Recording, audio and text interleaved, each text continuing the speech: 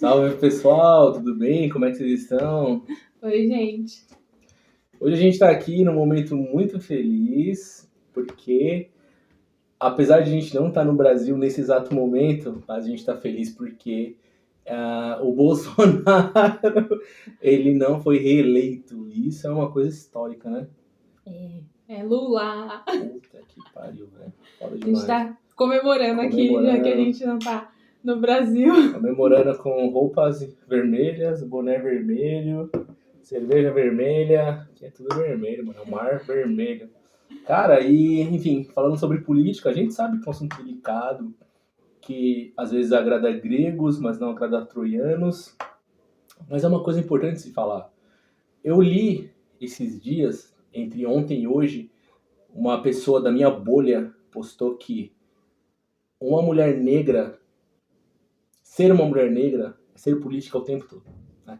E isso é uma coisa que eu fiquei refletindo sobre e que faz muito sentido, na minha opinião, né?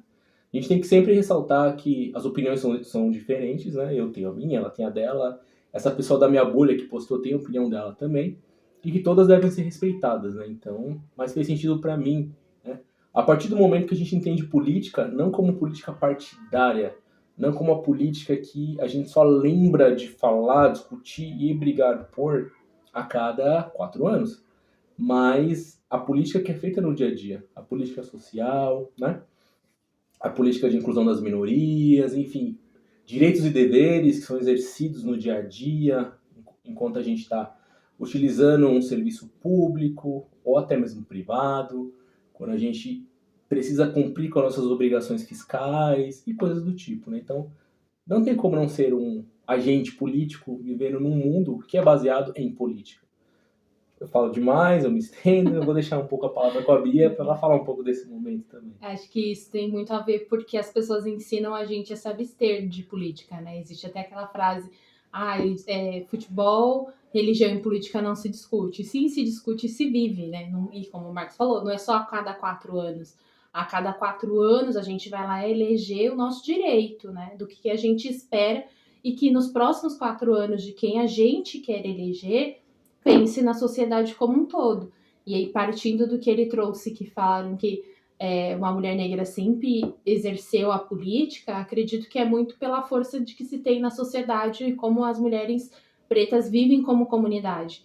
Então, uma mãe preta que precisa brigar pelos direitos de um filho, que precisa ser a matriarca da família, que precisa lutar por direitos sociais, por saúde.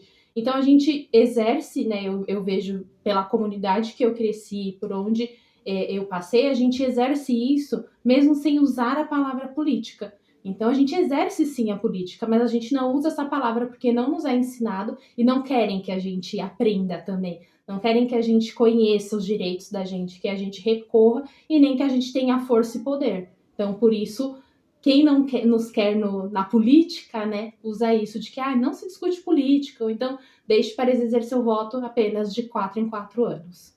Tem até um outro ponto que a gente vê frases nas redes sociais que fala algo mais ou menos assim. Quando você não, desculpa, fala sobre política, discute política ou age como agente político, alguém vai fazer isso por você. Alguém sempre vai fazer isso por você. Então, até pegando um gancho no que ela falou, de fato, nós, enquanto fazendo um recorte de população preta, né, a gente faz um recorte, nós dois somos pretos, só que a gente tem que fazer um outro recorte separado. O homem, ela é mulher, né? Então, existe uma imagem, né, uma imagem que ela é colocada pra gente como um ideal da família tradicional brasileira, que ela é composta por um homem provedor, por uma mulher dona de casa e por filhos perfeitos. E a gente sabe que isso não é uma realidade no Brasil. O Brasil é um país continental que dentro do Brasil existem vários Brasis, né? Existe um filósofo, escritor, historiador, antropólogo, Darcy Ribeiro, né? Ele tem um livro que se chama O Povo Brasileiro. Nesse livro ele fala, né, que o Brasil é a Roma Negra, né? No que se diz respeito a como foi construído, né? Com uma mistura de povos e muito sangue. e sangue negro. Então ele fala sobre isso, né? Que dentro do Brasil existem vários Brasis e por existirem vários Brasis, é muito difícil que as pessoas se vejam como brasileiros. Por exemplo, eu negro, né? Eu, homem negro, me vejo como brasileiro. Ela, como mulher negra, se vê como brasileiro. A gente está dentro do mesmo recorte. Só que se a gente vai para o Nordeste também é brasileiro, correto? Assim como quando a gente vai para o Sudeste e para o Sul, eles também são brasileiros. Porém, pelo Brasil ser esse país continental, de acordo com Darcy Ribeiro, e por terem vários povos, né? Os povos que aqui estavam primeiro, né? Que são os indígenas, e depois vieram os europeus, né? Majoritariamente os portugueses primeiro, e os escravizados africanos, né? Então, basicamente, esses três povos eram a grande maioria no Brasil logo no início. E depois isso foi se disseminando, se mesclando, se miscigenando e se espalhando. E aí depois de uma segunda leva de imigração vieram mais europeus, porém não mais portugueses. Vieram espanhóis, vieram italianos de uma grande quantidade, vieram alemães, depois japoneses, enfim. Então o Brasil é um país que ele tem vários povos que vieram de vários outros lugares para o Brasil, porém todos nós nos sentimos 100% brasileiros. Porém a gente é muito diferente entre si, né? Eu, como um homem negro do Sudeste, sou muito diferente de um homem branco do Sul, né? E, enfim, e aí essa diferença de, por exemplo, o que eu quero para mim, às vezes pode ter um conflito de uma pessoa de uma outra região do Brasil do que ela quer para si. Pode ser mais ao sul, mais ao nordeste. Então é muito difícil de ter essa ideia de identidade, de povo brasileiro, né? Porque o Brasil é um país continental. Como o Darcy Ribeiro fala, dentro do Brasil existem vários Brasis, né? O que você acha?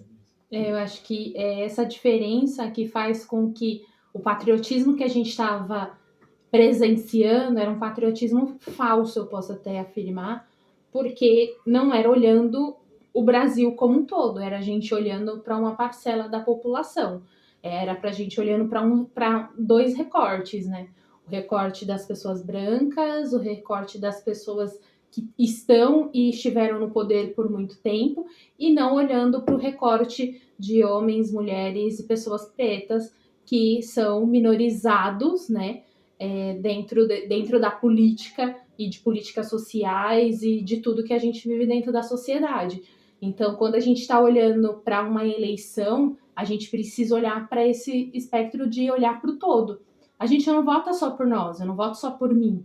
Eu voto pelo que vai ser uma pessoa que vai representar aquilo que todos acreditam, aquilo que vai ajudar ao todo. Né? Então, independente de opinião política, hoje o candidato que, para mim, vai me representar melhor, vai representar melhor a sociedade, vai representar melhor a comunidade que eu vivo, é um candidato. O outro, ele tá olhando para um outro espectro, ele tá olhando para uma outra visão, que não condiz com aquilo que eu espero da sociedade. Então, isso é muito louco, porque é um país muito grande e a gente tem essas divergências. A gente pode respeitar, mas as pessoas olham para o seu individual, não tá olhando para um todo, né? E isso é uma das coisas que a gente não olhar para a política, a gente não falar, não conhecer, não entender política, prejudicam a gente. Porque a gente não vive como sociedade, vive no individual. Enquanto a gente olha só para o individual, a gente não vai avançar como sociedade, a gente não vai avançar em políticas públicas, em políticas sociais, em crescimento no geral. A gente precisa ter união, né? E aí, de fato, né, um dos discursos agora do Lula foi falando de unir o Brasil, não somos dois lados. É um papel importante que a gente precisa tentar alcançar, porque de fato, se a gente só se separar, e é o que querem também nos separar, a gente não vai avançar em nada, a gente não vai conseguir construir nada, porque vai ter sempre uma oposição muito forte e que vai impedir que as políticas que vão favorecer a maioria de nós não cheguem, né, de fato, a serem implantadas. Então a gente precisa conhecer, a gente precisa saber sobre política, a gente precisa saber quem a gente elegeu como prefeito, como governador, como vereador, como deputado, o que cada um faz para a gente de fato poder cobrar, para a gente de fato saber o que aquele partido, o que essas pessoas que estão nos representando nos poderes podem fazer por nós como sociedade e não no individual. Porque se cada um pensa diferente, cada um vai olhar só para si, a gente não está falando de um país, a gente não está falando, né, de um todo. Então fica muito mais difícil e era isso que vinha acontecendo, né? A gente tem um presidente que olha para a família dele, ele olha para os interesses pessoais e aí não olhando para o todo. E aí quem concorda com a opinião dele, com o pensamento dele, mesmo que seja individual, vai numa ideia de que ele está olhando para todos igual, todo mundo está pensando, mas não é isso, é muito individual. Então a gente está nesse momento de pensar no coletivo. Então hoje a gente também comemorou daqui, mesmo que de longe, pensando exatamente que é uma mudança. A gente não está falando que dia 1º de janeiro tudo mudou. Não mudou hoje, não vai mudar amanhã e nem dia 1º de janeiro. Mas é uma esperança, porque já não é alguém que está no poder que, na verdade, não nos quer, que luta contra, e entre várias outras coisas que fere a nossa dignidade. Exato. Falei muito também. Não, imagina. Eu acho que o momento é muito esse, né? Da gente tirar essa coisa que está dentro de nós há 4 anos, que a gente está esperando para poder falar, né, de uma forma mais livre, de uma forma mais democrática, né? Eu acho que o caminho é exatamente esse, né? E aí a Bia usou muito o termo de políticas públicas, né? E eu queria seguir um pouco nesse caminho, dizendo que eu sou fruto de políticas públicas, né? Então eu, Marcos, hoje com 42 anos, há 20 anos atrás, quando eu comecei a minha carreira de designer, né? Eu lembro que eu comecei fazendo um curso gratuito que fornecia vale-refeição, fornecia pão com mortadela, guaraná e todo o material didático para que você aprendesse a operar um computador e se tornar um designer gráfico. Era um curso fornecido pela Força Sindical. As pessoas demonizam muito, né? Força Sindical, esse demônio que levanta a bandeira vermelha e é a favor de Lula e tal. Mas as pessoas não sabem que a Força Sindical tem convênio médico, tem plano odontológico, tem clube de campo, tem colônias de férias, tem assessoria jurídica para quando você, de repente, tem um problema na empresa, você não tem condições de pagar, e você precisa entrar com uma ação contra o seu empregador, que de repente ele descumpriu o que ele deveria cumprir nesse contrato empregatício, a força sindical tem todo esse aparato. Então, geralmente no começo do ano, quando as pessoas precisam ir lá e pagar essa taxa, que é um valor até irrisório para quem é CLT. Muita gente fala, não, eu não quero pagar a taxa do sindicato, né? Tem sindicato dos gráficos, sindicato dos bancários, dos comerciários. Muita gente não quer pagar, e é um direito, a gente pode não pagar, é uma democracia. Porém, as pessoas não sabem dos benefícios que os sindicatos trazem. Então, eu fiz um curso de design gráfico gratuito, fornecido pela Força Sindical. Através de lá, eu saí empregado para dar aula na Força Sindical. E depois da Força Sindical, dei aula de informática e design gráfico na Microlins, Eurocamp, Databyte, Microcamp, enfim, eu dei aula em várias escolas de informática de São Paulo. E eu fui me firmando como profissional de tecnologia, de computação, de design gráfico, graças a um programa social gratuito, né? Eu acho que você também, você foi beneficiada por programas sociais, várias vezes, assim, programas sociais. Primeiro, eu fazia parte de uma obra social, chama Obra Social Dom Bosco, que é na Zona Leste de São Paulo, e que oferecia cursos em período de férias para as pessoas e depois tinham cursos profissionalizantes. Então, minha família inteira participou da Obra Social Dom Bosco. Então, era gratuito, inclusive dava o transporte público, na época era passe de papel. Então me beneficiou muito. Meu primeiro curso de informática também foi numa coisa da Força Sindical. Então a gente não tinha nem computador em casa, mas a gente conseguia ir até o curso e fazer. Então eu e minhas irmãs também participamos. Depois eu fui beneficiada um curso de espanhol também por uma obra social. E aí que eu fiz lá, eu tinha meus 13, 14 anos, o que me beneficia hoje, por exemplo, estar num país de língua espanhola, porque eu fiz um curso gratuito, fiz mais de 2 anos de espanhol num curso gratuito. E depois eu fui beneficiada na primeira turma do ProUni, então eu sou muito grata ao ProUni, porque eu fui beneficiada na primeira turma do ProUni, com 100% da bolsa no ProUni para me formar. Me formei em publicidade numa universidade particular, e aí graças a um programa social. Então o programa social faz diferença para a gente, faz diferença para as pessoas, e não é por uma questão de cota, é uma questão de necessidade que a população precisa ter essa igualdade, a população precisa ter acesso nesse período falando das comunidades. Na comunidade não tem pessoas ruins, muito pelo contrário, tem pessoas que não têm oportunidades. E quando você tem uma oportunidade, quando o governo se une com a comunidade, com agentes sociais, entre outros movimentos, a gente constrói coisas muito, muito boas e que dão oportunidade para as pessoas. Eu, como eu falei, participei de 4 programas sociais, assim, e que para mim fazem muita diferença, que foi a construção da minha vida também, para chegar onde eu tô aqui hoje também. Exatamente. Eu vou emprestar a fala dela e vou seguir no que eu estava falando antes. Eu também fui beneficiado por vários programas sociais. Então, eu fiz curso de design gráfico por um programa social. Eu fiz curso de espanhol, 100% gratuito, com vale transporte de papel ainda, né? O ticketzinho de papel e tudo mais. Programa social. Eu fiz curso de montagem e manutenção de computadores através de um programa social. Enfim, então, eu tive muitos benefícios e, exatamente como ela falou, hoje a gente está aqui explorando a América do Sul, a gente está viajando por vários países, né? A gente está lá na Colômbia, agora está no Chile, depois vai seguir viagem, enfim, a gente vai desbravando, mas toda a nossa base, a nossa formação, né, enquanto adolescentes e pré-adultos, teve um papel muito fundamental desses programas sociais, né? Independentemente de partido político, independentemente de governo vigente da época, mas é muito importante que quem está governando, seja em esfera federal, esfera estadual, esfera municipal, esfera de bairro, que se tenha um olhar para o social, né?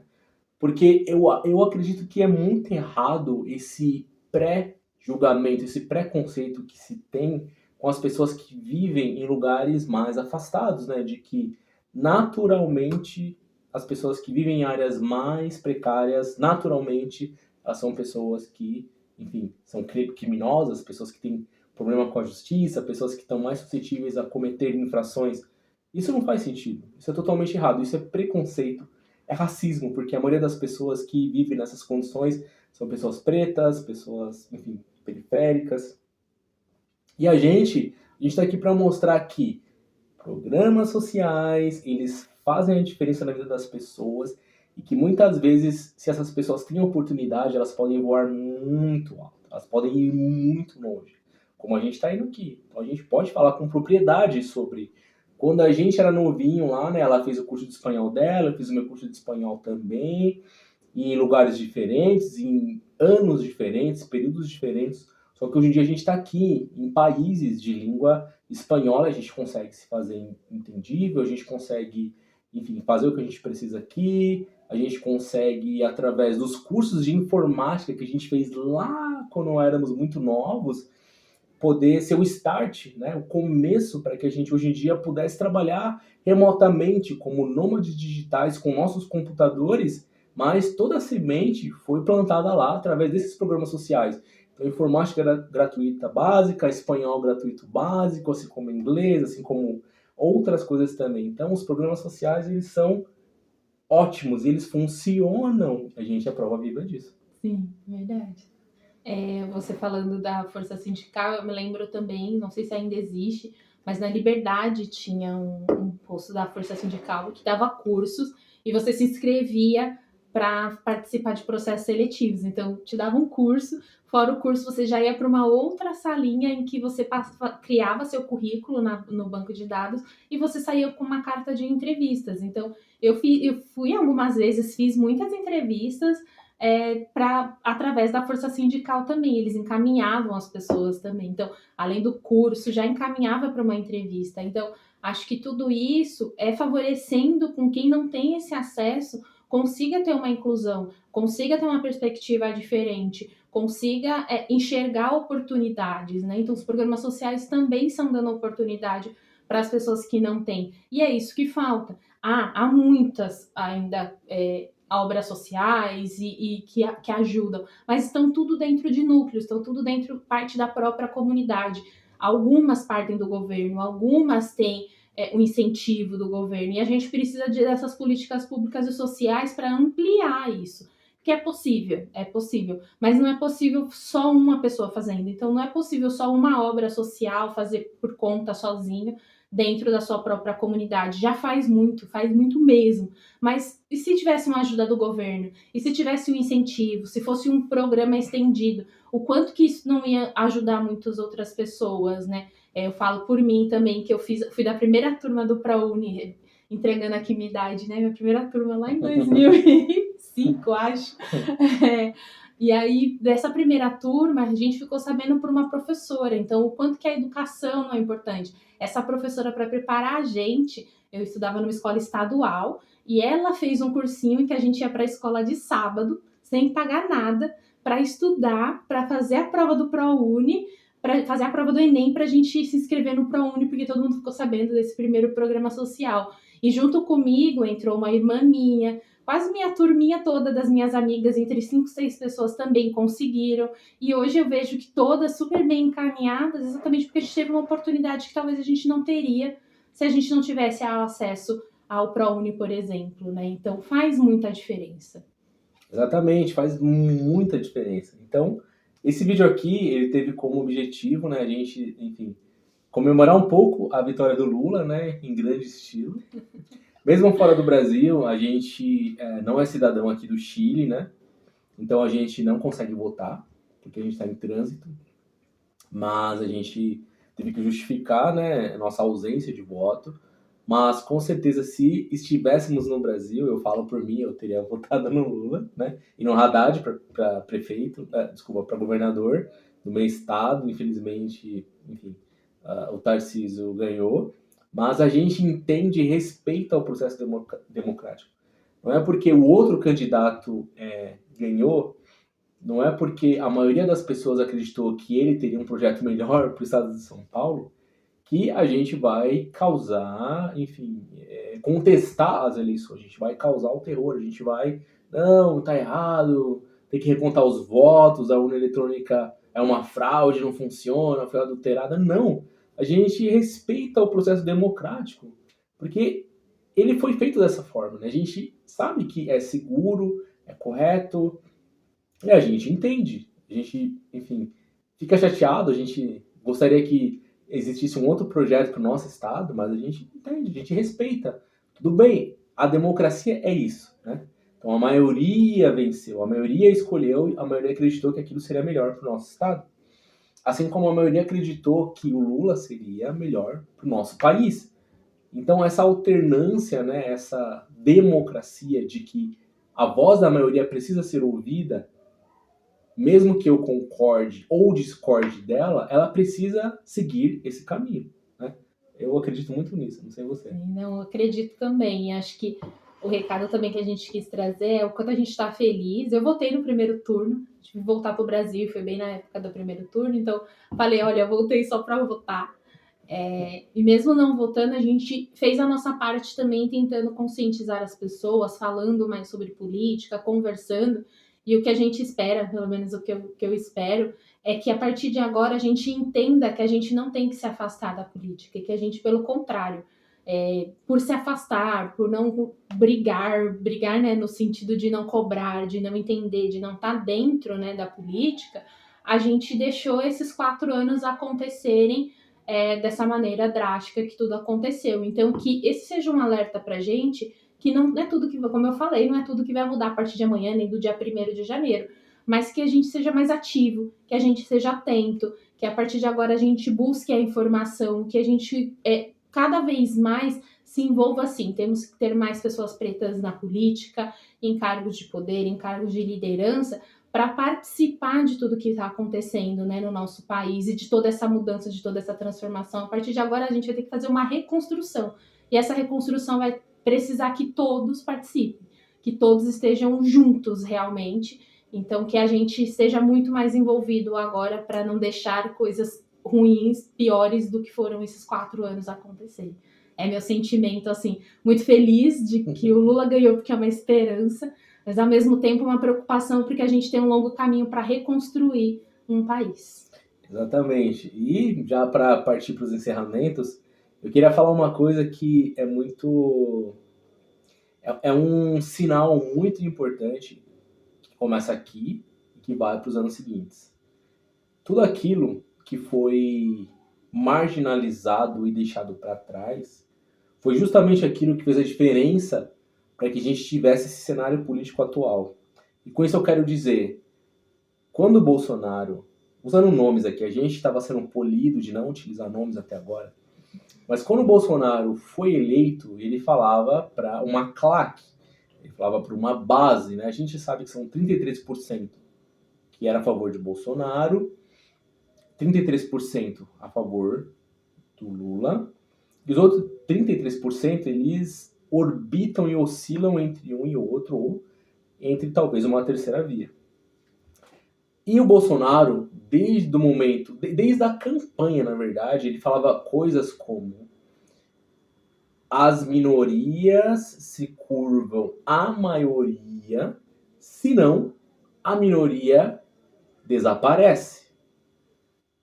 Hoje a gente viu que as minorias, pretos, mulheres, LGBTQIA+, nordestinos, ou seja, tudo aquilo que ele criticou e demonizou e demonstrou muito ódio e repúdio, foi justamente o que fez a diferença e fez com que esse quadro fosse revertido. Ou seja, isso é um sinal muito importante, é algo que faz muito sentido, né? As minorias, que eu gosto de chamar de grupos minorizados, eles estão aí porque sempre estiveram e sempre vão estar. Então, as minorias, elas não se curvam à maioria. As minorias são plurais, elas já existiam e elas vão continuar existindo.